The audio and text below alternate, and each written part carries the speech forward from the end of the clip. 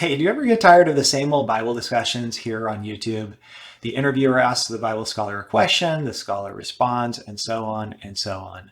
What I'd like to introduce to you is a brand new format that we've introduced as part of a new discussion series here at Pass Biblical Studies. It's called Face to Face on the Bible, where you get to act like a fly on the wall and hear two different scholars discussing a very important topic as if they're discussing it over a drink at a conference.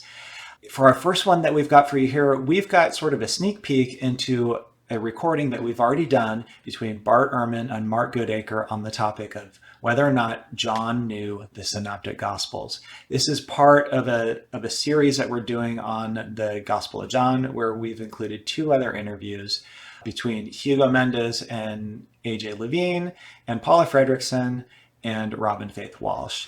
So please enjoy this sneak peek. It's about 30 minutes of the conversation between Bart and Mark. And if you'd like to get the full recording or you'd like to catch the other two discussions in our series, you can find the information below the video. Thanks so much.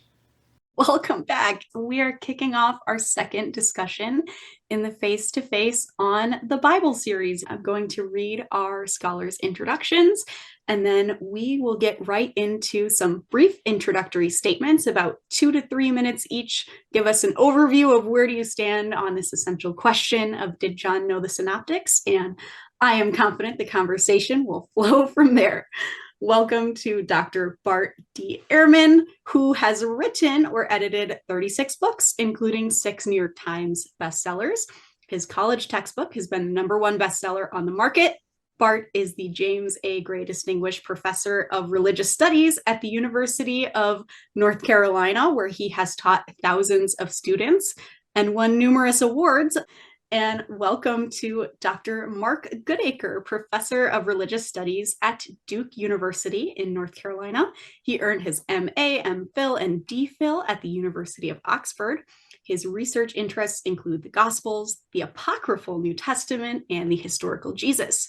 Goodacre is the author of 5 books, including The Case Against Q, Studies in Markan Priority, and The Synoptic Problem, and the 4th Synoptic Gospel. And I suppose that has to be updated because we have a brand new release from Dr. Goodacre, the 4th Synoptic Gospel, which will be a key in our discussion today. And I also want to point out that if you are listening to this, you can actually get a copy of that book for free with us. If you haven't yet taken Dr. Goodacre's semester-long introduction, The Mysteries of the Synoptic Gospels, I will throw the link to that course from our website in the chat. You can actually get a copy of that book free for a limited time. So if this discussion makes you want to read that and you haven't yet done so already, now is the perfect chance to do so.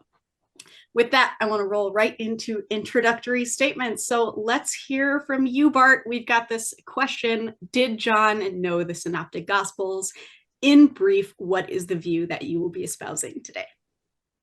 Yeah, all right. So thank you. Thank you, Megan, for doing this. And thanks, Mark, for doing this. So let me tell everyone else, I'm excited to have this conversation.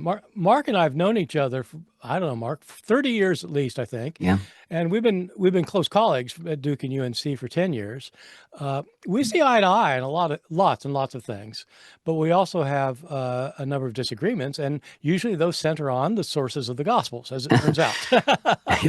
But I've got to say, Mark and I have never sat down and had a long talk about any of these things, so far as I know. I mean, we've kind of, in groups and things. But let me just say about this particular topic, I'm not at all averse to the idea that John knew Matthew, Mark, and Luke, but I think that the evidence is very thin. I'm not saying I think Mark is thin. Well, he's actually in incredibly good shape, Mark. But I think Mark makes the best case possible for it. But I still think the case is thin. Let me tell you my basic view of it. And to do that, I'm going to kind of look at the big picture. If you move outside the Gospels, and if you move outside the New Testament, if you move outside the first century, what is it that makes us convinced, or at least reasonably certain, or even less inclined, at least inclined, or maybe like we suspect, that an author got his or her information from another existing written source? Mark and I confront this all the time as university professors because we have students who write papers. Suppose I give an essay assignment And then the essay assignment is, based on the lectures, discussions, and readings we've had in class, discuss the relationship of John and the Synoptics. How would I decide if one student had copied the answer from another student? Well, let's say I get 2 essays, and they have basically the same structure and order of what they talk about. They begin by saying what scholars have long said about it. Then they go into what stories are in the Synoptics that are not in John, and which stories are in John that are not in the Synoptics. They talk about stories that are commonly told, they're told in common, but are told differently, and then they reach their conclusions. Okay. So I wouldn't be surprised if 2 students had that similar outline, because that's pretty much how I presented in class. Sometimes you will find verbal parallels between these 2 accounts. For example, one student might write, John does not have the story of Jesus raising Lazarus from the dead.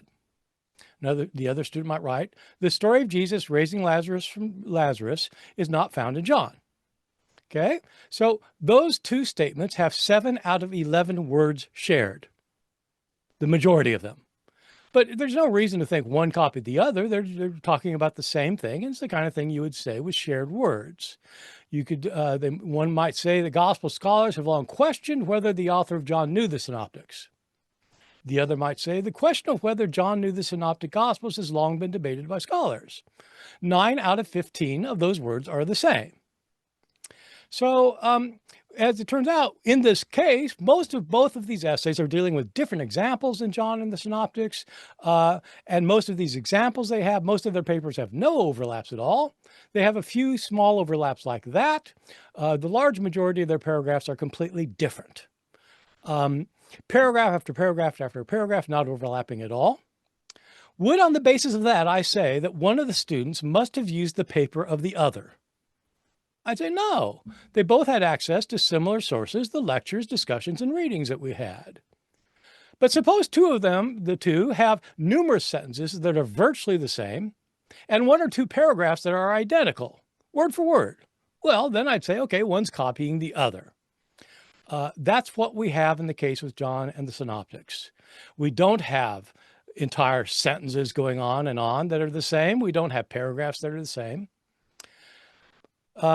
Typically, we assume the 2 authors are independent if they're writing about the same thing, unless we have reason to think otherwise. If you see 2 articles on a Supreme Court decision or 2 accounts of yesterday's World Series game, they'll often have the same materials, often in the same rough sequence, sometimes with verbal overlaps. For example, you might have 2 articles about the back-to-back home runs that the Dodgers hit in the 7th inning last night, and there'd be verbal overlaps. But if you wanted to argue that one had actually taken the story from another and was influenced by that story, I think you need to have substantial evidence, and I don't think that's what you have with John and the Synoptics. Thank you, Bart. Let's hear from you, Mark. Cool, yeah, and also thank you to you, Megan, for facilitating this, and what a pleasure it is to be engaging with Bart. It's actually 20 years we've been colleagues. Time flies. God. Yeah, 20 years. 20. I did mean to say 20. Yeah, so it's a scribal error. Yeah, nice one. So I suppose for me, I am absolutely overwhelmed by the evidence that John knew the Synoptics. I know, of course, I would say that, but I think it goes from very minor things all the way up to some quite big things. So if you begin with these little agreements, sometimes 2 or 3 words at a time is telling. I mean, to give an example, in the feeding of the 5,000, the disciples say 200 denarii would not buy enough food for all these people. And in the anointing story, we get the line that this pistic nard could have been sold for 300 denarii. Now, both of those amounts come in Mark's Gospel, 200 denarii, 300 denarii. And you might go, well, it's the kind of thing that's memorable in oral tradition. Well, you can kind of test that. I mean, how many people in antiquity said 200 denarii, said 300 denarii? Well, the first people we know of, because we can do a little TLG search, the first people we know of are Mark and John in those actual contexts. So sometimes tiny little things are significant. But then it does go on to whole sentences. Amen, I say to you, one of you will betray me. We get in John 13, which is verbatim, parallel with Matthew and Mark. And then you can go from sentences to entire passages, like the anointing story, which is remarkably similar in Matthew, Mark, and John. The structure of that story is fundamentally the same across Matthew, Mark, and John. It doesn't look to me like an oral tradition version of it. If you want to see a variation of the anointing story, look at Luke's version of the anointing in Luke 7. But it's not just passages, it's also the order of the Gospels as a whole. Martin Kaler said over 100 years ago that Mark's gospel was like a passion narrative with an extended introduction. Well, so is John. Basically, first half of John, like Mark, is preparatory material, second half is passion narrative. But it's not even that. It's that the fundamental literary conceit of John's gospel is the same, I think, as Mark's gospel. It's the idea that you have a Messiah, the Son of God, who hides himself frequently, and he is only retrospectively understood by the insiders of the story. And you can see that basically the resurrection is always the key. It's after the resurrection that the disciples remember what Jesus has been saying. That's basically John's own version of the messianic secret. Now, we might say that virtually all Christians in the first century were going around with a version of the messianic secret. I'm not convinced of that. I think it's such a bizarre way to tell the story. It only seems normal to us because we're so used to reading the canonical Gospels. So for me, all the way from the minor little tidbits, little diagnostic shards, all the way to the fundamental literary conceits of writing the Gospels, I think what we've got are quite similar works here, John and the Synoptics. Is that about the right length of time? Yes, thank you. Well, we have two very different introductory statements from you both there. I think I know exactly where this discussion is going to go. I want to turn it back to you, Bart, in case you'd like to respond to any of Mark's initial observations. Can I take the entire 70 minutes? No. Mark is absolutely right that we have to look at verbal parallels. And if there are striking verbal parallels, that will tell us something. I did a kind of a careful read of Mark's book, and he has a number of these, and they are interesting. None of them I hadn't really noticed before. But let me just take one of the examples. The one he said, I think you did take up your pallet and walk. Did you just do that one, Mark? Yes, I didn't just now, but it isn't in the book. I do that. Yeah. Take up your pallet and walk. It's a good one in John 5. Yeah, well, I think it's your first example, actually. Yes, in chapter 1. Yeah, so the deal's this. Those words, as in most of the examples, I think most of the examples one could find, the verbal overlaps tend to be one of two things. Most of them are either common words that people just say. Like if you have a passage that says, Jesus said so-and-so and so-and-so, then you count Jesus said as being part of the parallel. In other words, what you really want are key words, right? And so take up your pallet and walk. Those are 6 words in sequence. Mark's account of that, where those words occur, has 61 words. It has 61 words, and Mark counts of those 61. He says 18 of them are in common. They're shared. Well, it's because take up your pallet and walk is repeated twice. So he counts those same words twice, and the other words he counts are the word said and the word the and the word your. If you get rid of that, basically there are 6 words in sequence, and those. There's only 4 that matter: arise, take, pallet, walk. I mean, it seems to me if 2 people are telling a story about Jesus healing a paralytic, that the words take up your pallet and walk are not going to be like weirdly like you don't need a written source for that. You could have all sorts of sources for that because the vast majority. So we're talking 4 words out of 61 that are shared, and it's the punchline.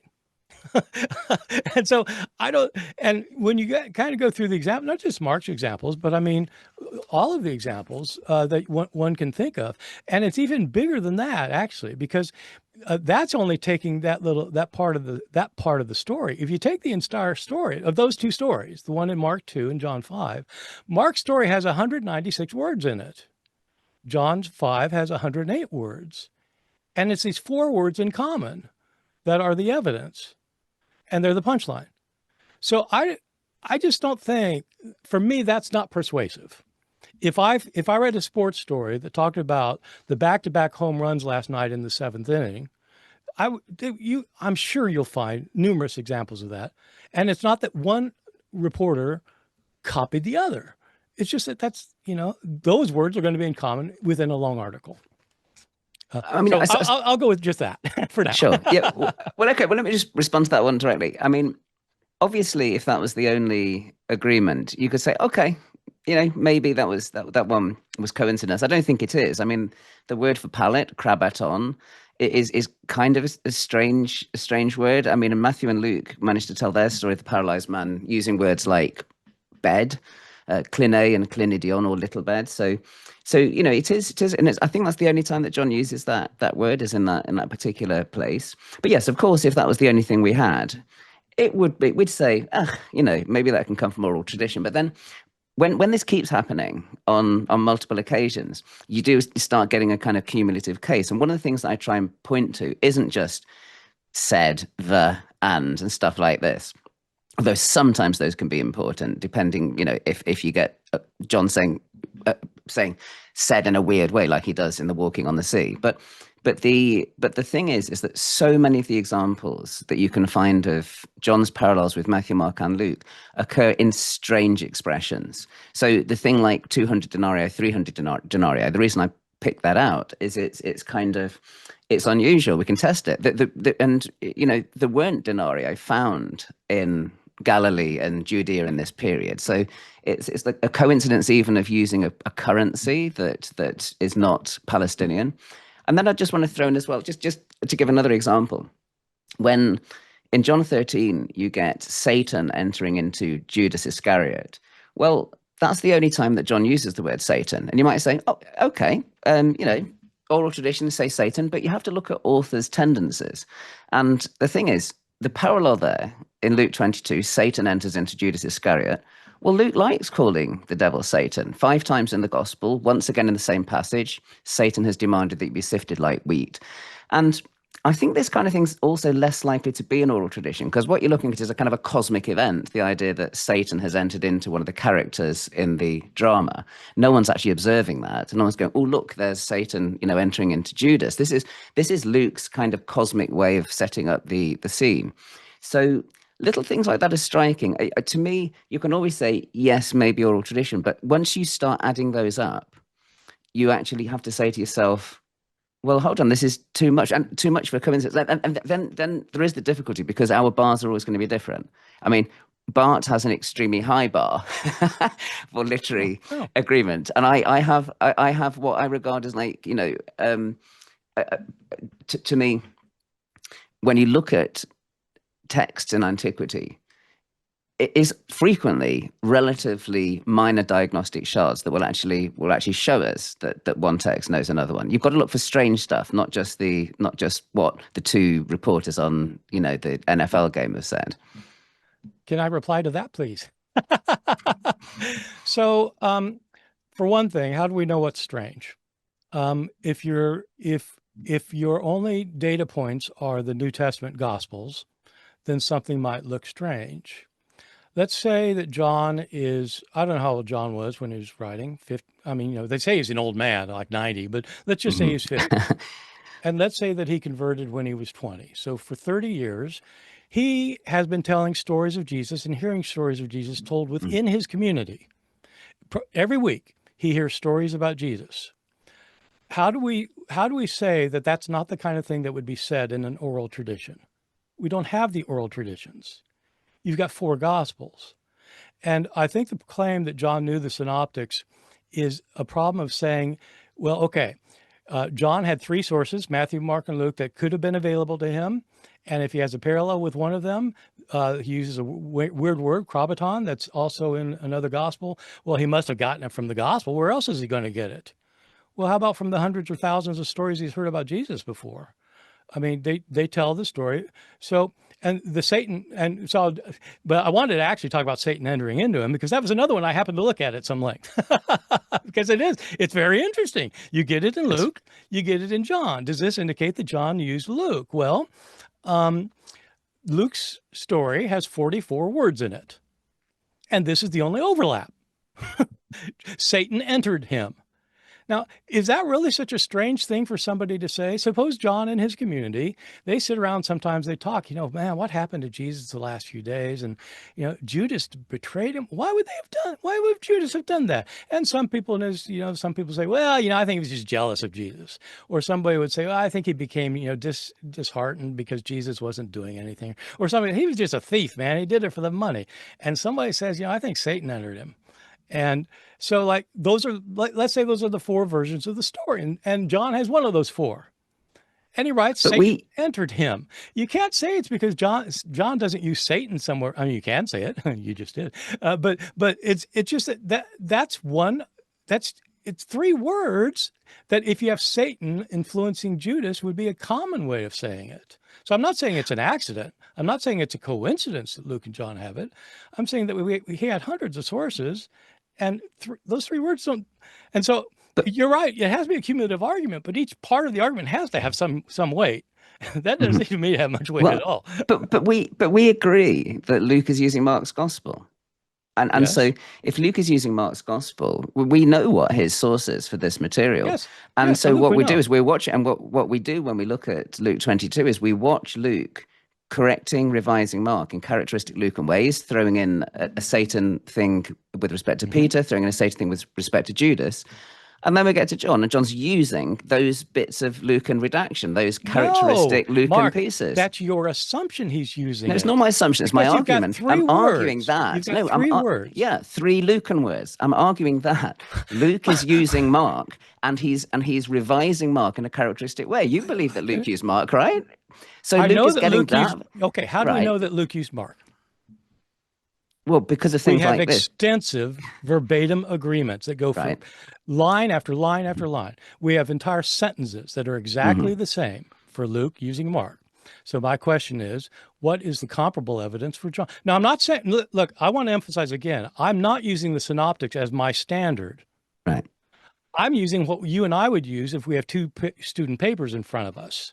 If two students had three words in common and one word they don't use anywhere else in their paper, would we say, well, that's, it'd be kind of evidence. But my point in drawing attention to Luke's use of Mark, though, is that we can watch, because we agree, we've got common ground that Luke's using Mark, we can see Luke making these additions to Mark. That's and the point is that John is taking over those additions that are in distinctive, they're in distinctive language. How do you know he's taking them from Luke? Because they're the kind of things that Luke says, and we can see Luke saying them in that actual setting. Who else? Nobody. No one said it. Luke's just made it up. Luke made it up. Yeah, how do you know that? Of course. How do you know he didn't hear that? Because it's the kind of thing that he does regularly. Yes. He likes talking about Satan. He hasn't got any. I mean, do you think he has other sources for the passion narrative than Mark? Luke says he has other sources. Why wouldn't he have it? He tells us he had other sources. I don't think he had any other sources for the passion narrative. I think he's basically just working with Mark and Matthew. What's he say in the first four verses? He says he's exaggerating. He says he's got many sources. How do you know how do you know he's exaggerating? I don't know that, but our ability to read. He says he has other written sources, and he indicates that there are people called ministers of the word, right? And presumably not everything they've said has been written down. And he's in some kind of community that's not Mark's community, where people are telling stories about Jesus all the time. So why is it that just because Satan shows up in Luke a lot, that means that anytime somebody else mentions Satan, it's based on Luke? Well, it's not anybody else. It's the point. It's in that exact same context. And I suppose the thing is, when you go to commentaries on Luke, they have no trouble on the whole seeing Luke as kind of reworking the Mark and passion narrative. I agree. I think the same is true in Matthew's gospel. I don't think Matthew's got some fantastic other, kind of passion source. I think he's just making up the other stuff. Oh, well, I don't know. I don't have any evidence one way or the other for that. I don't think we have any evidence whether he was making stuff up or if he had a source. In Luke's case, Luke does tell us he had sources. Right. And so they might be making stuff up. Fine. But how do you know he made those three words up? Well, you make the argument, and I suppose what's your argument?